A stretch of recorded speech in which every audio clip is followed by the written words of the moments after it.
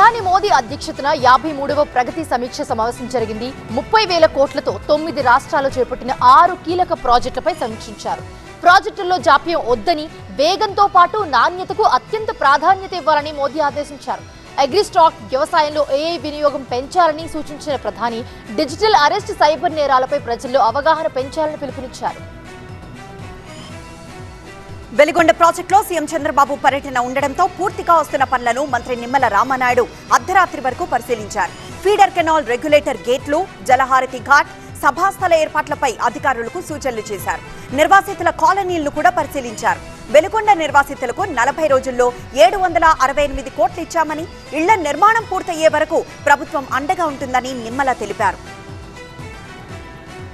పల్నాడు జిల్లా నరసరావుపేట 13వ వార్డులో 2 ఏళ్ల పాలనపై ఇంటింటికి టీడీపీ కార్యక్రమం నిర్వహించారు. ఎమ్మెల్యే అరవింద్ బాబు, కూటమి నేతలు దీంట్లో పాల్గొన్నారు. ప్రజల సమస్యలు, సంక్షేమ పథకాలపై అభిప్రాయాలు తెలుసుకున్న నేతలు సాంకేతిక కారణాలతో పథకాలు అందని వారి సమస్యలు పరిష్కరిస్తామని తెలిపారు. మున్సిపల్ ఎన్నికల్లో అన్ని వార్డుల్లో కూటమి గెలిపే లక్ష్యంగా పనిచేయాలని ఎమ్మెల్యే పిలుపునిచ్చారు. మాజీ ఓఎస్టీ సుమంత్ వ్యవహారంలో మంత్రి కొండా సురేఖపై టీపీసీసీ క్రమశిక్షణ కమిటీ కీలక వ్యాఖ్యలు చేసింది. సుమంత్ ను సురేఖ దాచిపెట్టారన్న ఆరోపణలకు ఆమె మౌనం బలం చేకూరుస్తోందని కాంగ్రెస్ లో ఒక వర్గం అంటోంది. మంత్రి పదవి నుంచి సురేఖను తొలగించాలని క్రమశిక్షణ కమిటీ ఏఐసీసీకి నివేదికిచ్చారు. సుమంత్ కోసం పోలీసులు గాలిస్తూ ఉండగా జూబ్లీహిల్స్ సీఐ ముత్తు యాదవ్ పై సస్పెన్షన్ వేటు పడింది. ఇవాళ వరంగల్లో మంత్రి కొండా సురేఖ పలు కార్యక్రమాల్లో పాల్గొనున్నారు. క్రమశిక్షణ కమిటీ చర్యలు తీసుకోవాలని అధిష్టానానికి నివేదిక ఇవ్వడంతో ఉత్కంఠ నెలకొంది. కొండా సురేఖ రియాక్షన్ పై కాంగ్రెస్ వర్గాల్లో సర్వత్రా ఆసక్తి నెలకొంది.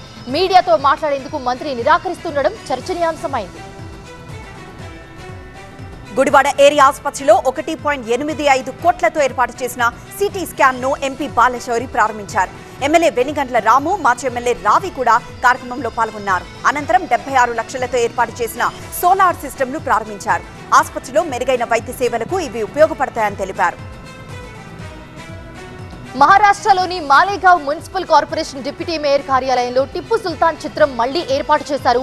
ఛత్రపతి శివాజీ, డాక్టర్ అంబేద్కర్ చిత్రాలతో పాటు టిప్పు సుల్తాన్ చిత్రాన్ని ప్రదర్శించారు. అక్కడ దేశం కోసం టిప్పు సుల్తాన్ త్యాగాలు చేశారని డిప్యూటీ మేయర్ షాన్ ఏ హింద్ తెలిపారు. చిత్రం ఏర్పాటు చేసి ఉంటే తొలగించాల్సిందేనని మంత్రి దాదా భూసే స్పష్టం చేశారు. హైదరాబాద్ లో ట్రాఫిక్ రూల్స్ ఉల్లంఘించే వాహనదారులకు పోలీసులు షాక్ ఇచ్చేందుకు సిద్ధమవుతున్నారు. ఈ చలాన్ల మొత్తాన్ని ఫాస్టాగ్ ఖాతా నుంచే ఆటోమేటిక్ గా కట్ చేసే ప్రతిపాదన తెరపైకొచ్చింది. ఈ ప్లాన్ పై హెచ్ఎండీ అధికారులతో పోలీసులు చర్యలు జరుపుతున్నారు. పెండింగ్ చలాన్లను ఫాస్టాగ్ నుంచి వసూలు చేసే అవకాశం ఉంది. త్వరలోనే ఈ సరికొత్త విధానంపై అధికారిక ప్రకటన వెలువడనుంది. ఆంధ్రప్రదేశ్లోని పలు ప్రాంతాల్లో ఉరుములు, మెరుపులతో వర్షాలు కురిసే ఛాన్స్ ఉంది. ఉత్తర కోస్తాలో భారీ వర్షాలు కురిసే అవకాశం ఉండడంతో అధికారులు అప్రమత్తంగా ఉండాలని సూచించారు. కోస్తా ప్రాంతాల్లో బలమైన గాలులు వీస్తాయని, మత్స్యకారులు సముద్రంలోకి వెళ్లొద్దని హెచ్చరికలు జారీ చేశారు. రానున్న రోజుల్లోనూ ఏపీలో వర్షాలు, ఉరుములు, మెరుపులు కొనసాగుతాయని వాతావరణ శాఖ తెలిపింది. తెలంగాణలో పలు జిల్లాలకు వాతావరణ శాఖ ఎల్లో వార్నింగ్ జారీ చేసింది. హైదరాబాద్, జనగామ, కామారెడ్డి, మేడ్చల్, మెదక్, రంగారెడ్డి, సంగారెడ్డి, సిద్దిపేట, యాదాద్రిలో వర్షాలు కురిసే అవకాశం ఉంది. సూర్యాపేట, మహబూబాబాద్, ఖమ్మం, భద్రాద్రి, ములుగు, నల్గొండ, వరంగల్, భూపాలపల్లిలో మోస్తరు నుండి భారీ వర్షాలు పడే సూచనలున్నాయి. అర్ధరాత్రి నుంచి తెల్లవారుజాము వరకు వర్షాల తీవ్రత పెరిగే అవకాశం ఉందని అధికారులు తెలిపారు. తుంగభద్ర జలాశయానికి వరద ప్రవాహం తగ్గుతోంది. ప్రస్తుతం 10,000 క్యూసెక్కుల ఇన్ఫ్లో కొనసాగుతోంది. 7,968 క్యూసెక్కుల నీటిని దిగువకు విడుదల చేస్తున్నారు. డ్యాం పూర్తి స్థాయి నీటి మట్టం 1,633 అడుగులు కాగా ప్రస్తుతం 1,630 అడుగులకు చేరింది నీరు.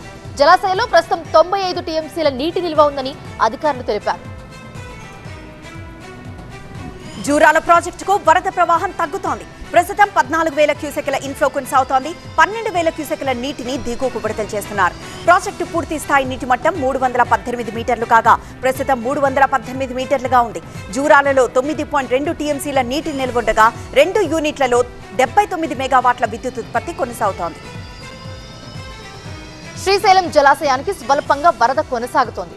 ప్రస్తుతం 8,000 క్యూసెక్కుల ఇన్ఫ్లో ఉంది. 43,000 క్యూసెక్కుల నీటిని దిగువకు విడుదల చేస్తున్నారు. జలాశయం పూర్తి స్థాయి నీటి మట్టం 885 అడుగులు కాగా ప్రస్తుతం 874 అడుగులుగా ఉంది. ప్రస్తుతం 162 టీఎంసీల నీటి నిల్వ ఉండగా కుడి జల విద్యుత్ కేంద్రంలో ఉత్పత్తి నిలిచిపోయి ఎడమ కేంద్రంలో కొనసాగుతోంది.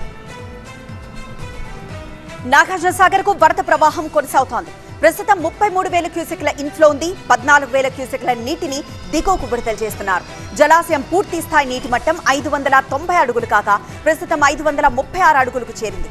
నాగార్జునసాగర్ లో ప్రస్తుతం 180 టీఎంసీల నీటి నిల్వ ఉందని అధికారులు తెలిపారు. భద్రాచలం దగ్గర గోదావరికి వరద ఉధృతి పెరుగుతోంది.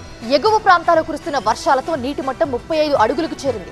ప్రస్తుతం 6,37,000 క్యూసెక్కుల నీటిని దిగువకు విడుదల చేస్తున్నారు. స్నానఘాట్లను తాకుతూ గోదావరి వరద ప్రవహిస్తోంది. తెలంగాణలో భారీ వర్ష సూచన ఉండటంతో ఎగువ నుంచి వరద మరింత పెరిగే అవకాశం ఉందని అధికారులు అలర్ట్ అయ్యారు. ఖమ్మం జిల్లా సత్తుపల్లి నియోజకవర్గంలో విద్యార్థులు నిరుద్యోగులకు ఉపయోగపడాల్సిన 68 కమ్యూనిటీ హాళ్లు 3 ఏళ్లుగా పూర్తి కాలేదు. 17 కోట్ల నిధులు మంజూరైనా పనులు నిలిచిపోయాయి. చాలా చోట్ల రూఫ్ లెవెల్ వరకే నిర్మాణాలు ఆగిపోయాయి. భవనాలు అసంపూర్తిగా మారడంతో ప్రజాధనం వృధా అవుతోందని స్థానికులు ఆగ్రహం వ్యక్తం చేస్తున్నారు. గుత్తేదారులకు పూర్తి స్థాయిలో నిధులు విడుదల కాలేదని పంచాయతీరాజ్ ఈఈ శ్రీరామకోటి నాయక్ తెలిపారు. తిరుమల శ్రీవారి దర్శనానికి భక్తుల రద్దీ కొనసాగుతోంది. సర్వదర్శనానికి ప్రస్తుతం 18 గంటల సమయం పడుతోంది. కృష్ణతేజ గెస్ట్ హౌస్ వరకు భక్తుల క్యూ లైన్ కొనసాగుతోంది. నిన్న 73,285 మంది భక్తులు శ్రీవారిని దర్శించుకున్నారు. హుండీ ద్వారా 4,39,00,000 రూపాయల ఆదాయం సమకూరిందని టీటీడీ తెలిపింది. నిజామాబాద్ జిల్లా ఆర్మూర్లో మహిళ మెడలోని 2 తులాల బంగారు పుస్తల తాడును దుండగులు అపహరించారు. కోర్టు దగ్గర నడుచుకుంటూ వెళ్తున్న మహిళ కళ్లను వెనక నుంచి మూసి బంధువుగా భావించే లోపే పుస్తల తాడు తెంపుకున్నాడు. బైక్ పై అక్కడి నుంచి పరారైన దుండగుల కోసం పోలీసులు గాలింపు చేపట్టారు. నాగ్పూర్లో కాంగ్రెస్ కార్పొరేటర్ శుభం మోతెఘర్ ఇంటిపై 2 గుర్తు తెలియని వ్యక్తులు కాల్పులు జరిపారు. కాల్పుల్లో ఎవరూ గాయపడకపోయినా ఇంటి అద్దాలు ధ్వంసమయ్యాయి. కాల్పుల సమయంలో కార్పొరేటర్ కుటుంబ సభ్యులు ఇంట్లోనే ఉన్నారని పోలీసులు తెలిపారు. ఘటనపై కేసు నమోదు చేసి నిందితుల కోసం ప్రత్యేక బృందాలతో గాలింపు చేపట్టారు. బెంగళూరులో అంతర్గత రిజర్వేషన్లు సామాజిక న్యాయంపై నిర్వహించిన సదస్సులో మాజీ సీఎం సిద్ధరామయ్య ప్రసంగించారు. సామాజిక న్యాయం సాధించడంలో రిజర్వేషన్ల ప్రాధాన్యాన్ని ఆయన వివరించారు. అణగారిన వర్గాలకు సమాన హక్కులు కల్పించాల్సిన అవసరం ఉందని అన్నారు. రిజర్వేషన్ల అమలులో సామాజిక న్యాయమే ప్రధాన లక్ష్యంగా ఉండాలని సిద్ధరామయ్య స్పష్టం చేశారు.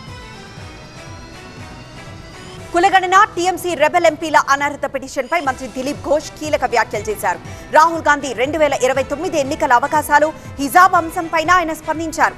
జేపీఏఎస్సీ జేఏఎస్సీ నిరసనలపై మాట్లాడారు. కులగణనపై రాజకీయాలు కాకుండా స్పష్టమైన విధానం అవసరమని దిలీప్ ఘోష్ తెలిపారు. జమ్మూ కాశ్మీర్ రజౌరీలో ఆకస్మిక వరదలతో తానామండి ప్రాంతంలో పంటలు, రహదారులు దెబ్బతిన్నాయి. వరద ఉధృతికి కీలకమైన మౌలిక వసతులు కూడా తీవ్రంగా దెబ్బతిన్నాయి. పలు ప్రాంతాల్లో జనజీవనం స్తంభించడంతో స్థానికులు తీవ్ర ఇబ్బందులు పడుతున్నారు. ప్రభుత్వం వెంటనే సహాయక చర్యలు చేపట్టాలని స్థానిక ఎమ్మెల్యే ముజాఫర్ ఇక్బాల్ ఖాన్ కోరారు. మిలాదున్ నబీతో ఉత్తరప్రదేశ్లోని సంభల్లో పోలీసులు ఆర్ఆర్ఎఫ్ బలగాలు ఫ్లాగ్ మార్చ్ నిర్వహించాయి. ఎలాంటి అవాంఛనీయ ఘటనలు చోటు చేసుకోకుండా ముందస్తు భద్రతా చర్యలు చేపట్టారు. ప్రధాన ప్రాంతాల్లో పోలీసు బలగాలను మోహరించి పరిస్థితిని పర్యవేక్షిస్తున్నారు. శాంతి భద్రతలకు విఘాతం కలిగిస్తే కఠిన చర్యలు తీసుకుంటామని ఎస్పీ వికాస్ చంద్ర త్రిపాఠి తెలిపారు. టాక్సిక్ సినిమా రిలీజ్ సందర్భంగా బెళగావిలో థియేటర్ల దగ్గర అభిమానులు భారీగా తరలివచ్చారు. సినిమా స్క్రీనింగ్ కు ముందు ఫ్యాన్స్ సందడి, కేరింతలతో థియేటర్ల దగ్గర పండగ వాతావరణం కనిపించింది. కటౌట్లు, బ్యానర్లతో అభిమానులు తమ హీరోపై అభిమానాన్ని చాటుకున్నారు. సినిమాపై భారీ అంచనాలున్నాయని అభిమానులు తెలిపారు. సయారా సినిమాతో పాపులర్ అయిన అనీత్ పడ్డాకు ఒక భారీ చిత్రంలో ఛాన్స్ దక్కినట్లు బాలీవుడ్ లో ప్రచారం జరుగుతోంది. బ్రహ్మాస్త్ర 2లో కీలక పాత్ర కోసం దర్శకుడు అయాన్ ముఖర్జీ అనీత్ ను సంప్రదించినట్లు టాక్ వినిపిస్తోంది. ప్రస్తుతానికి అధికారిక క్లారిటీ లేకపోయినా ఈ కాంబినేషన్ పై బాలీవుడ్ లో జోరుగా చర్చ జరుగుతోంది. బాలీవుడ్ హీరో సల్మాన్ ఖాన్ మరోసారి తన మంచు మనసు చాటుకున్నారు. ఎన్నో ఏళ్లుగా తనకు బాడీ డబుల్ గా పనిచేస్తున్న పర్వేజ్ ఖాజీకి ఇటీవల గుండె ఆపరేషన్ జరిగిన విషయం తెలిసిందే. అయితే దీంతో వెంటనే సల్మాన్ స్పందించారు. పర్వేజ్ వైద్య ఖర్చులన్నీ కూడా తానే భరించి మెరుగైన వైద్యం అందేలా అన్ని ఏర్పాట్లు చేశారు.